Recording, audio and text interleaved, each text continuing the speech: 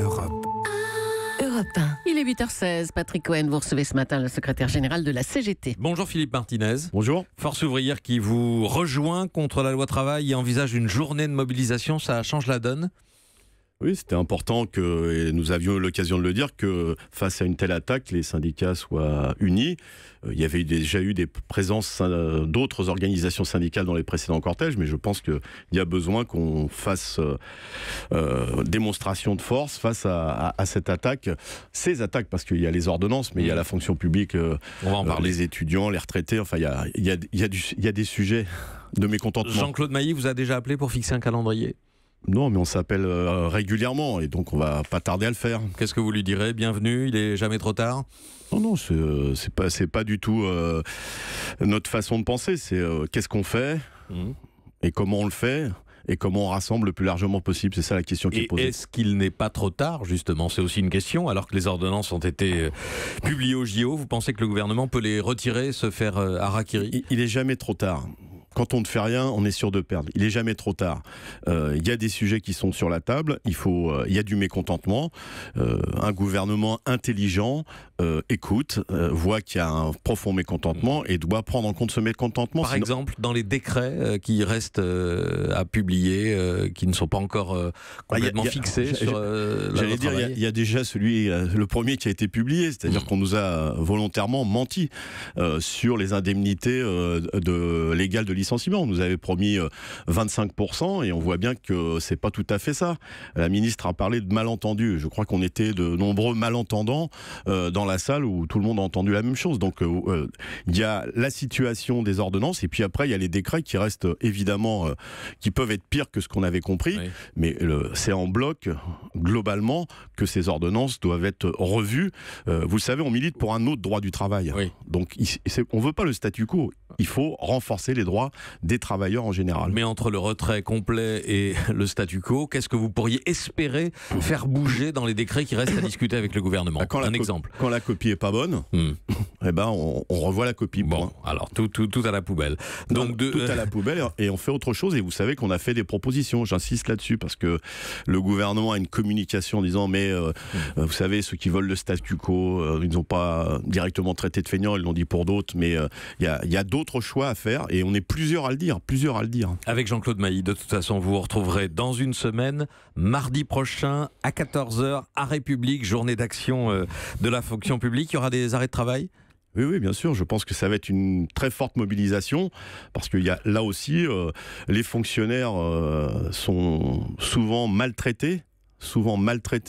On les accuse de tous les maux. Or, ils font un boulot formidable. On vante leur mérite quand il y a des problèmes, des attentats, des catastrophes. Mais le lendemain, on a tout oublié. On propose de ne pas les augmenter. On leur met un jour de carence. On veut supprimer des effectifs.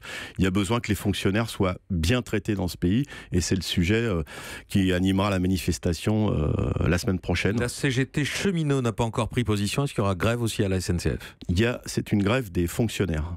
C'est une grève des fonctionnaires. Donc, après, dans des entreprises, il peut y avoir des mots d'ordre d'arrêt de travail pour s'associer à ce mouvement. Mais a priori, les cheminots ne sont pas fonctionnaires.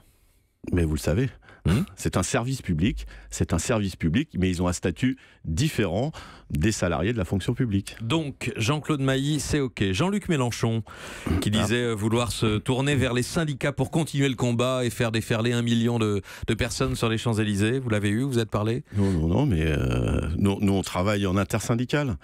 On travaille avec les syndicats, et après, je l'ai déjà dit, tous les soutiens sont bons à prendre. Et comme dans tous les conflits sociaux, on l'a vu l'année dernière en 2016, il y a besoin de soutien de forces politiques qui soutiennent le mouvement social et qui le relaient à l'Assemblée nationale. Il va y avoir des débats à l'Assemblée nationale et je pense qu'on aura besoin de la France insoumise, du Parti communiste, je pense peut-être une partie du Parti socialiste ou tout le Parti socialiste pour dire ce texte-là ne va pas dans le bon sens. Mais pas d'action commune avec les insoumis, c'est pas comme ça que vous fonctionnez. France insoumise n'est pas un syndicat, vous le savez. Voilà. D'accord, mais vous faisez réagir à ce discours de Jean-Luc Mélenchon, c'était il y a 10 jours, vous l'avez entendu, qui disait on va prendre contact avec les syndicats. Il l'avait déjà dit avant, nous avions la même réponse, vous en rappelez, pour organiser quelque chose. Certainement. D'accord, donc vous nous soutenez si vous voulez, mais vous ne mêlez pas de nos affaires, c'est ça que vous dites ce matin. On veut notre indépendance syndicale, et quand les syndicats travaillent ensemble, eh bien, ils travaillent ensemble. Et puis, tous les soutiens sont bons à prendre, je le répète. Emmanuel Macron ce matin à Amiens, sur le site de Whirlpool, où 277 emplois sont conservés par la reprise du site. Vous applaudissez ? C'est important que ce site soit sauvé et que les 277 travailleurs gardent leur boulot. Ça fait quand même opération communication. Je crois qu'ils se déplacent avec 4 ministres. Et puis comme le sujet précédent l'a très bien dit, il y a évidemment toute la sous-traitance autour. Il ne faut pas que ces 277 emplois qui sont importants, parce que je pense à ces familles qui ont préservé leur emploi, il ne faut pas oublier les intérimaires, les sous-traitants et puis toutes les autres entreprises. Moi, je pense au GMS. Les premiers salariés reçoivent leur lettre de licenciement. Il y avait des engagements du gouvernement. Je pense à la SAM dans l'Aveyron, qui est une entreprise formidable et qui risque là aussi d'être mis sur la paille. Voilà, on ne peut pas faire d'une situation montrer que tout va bien en France. Il y a un problème industriel dans notre pays et pour l'instant les décisions qui sont prises par ce gouvernement ne vont pas dans le sens d'un redéploiement de l'industrie et d'un développement de l'industrie. Pour l'industrie, c'est vrai. Pour les services, Amazon qui va créer un nouveau centre logistique en Essonne, 1000 CDI sur 3 ans, Europe 1 l'annonce ce matin. Ça montre que la mondialisation peut aussi nous profiter, Philippe Martinez. En tout cas, il faut regarder aussi la qualité de l'emploi. Je sais que chez Amazon, il y a beaucoup de problèmes de conditions de travail, de liberté syndicale, et puis peut-être que dans le contrat qu'ils vont signer, ils vont accepter de payer leurs impôts en France. Oui, vous pensez que ça serait pas mal, non ? Ce serait important.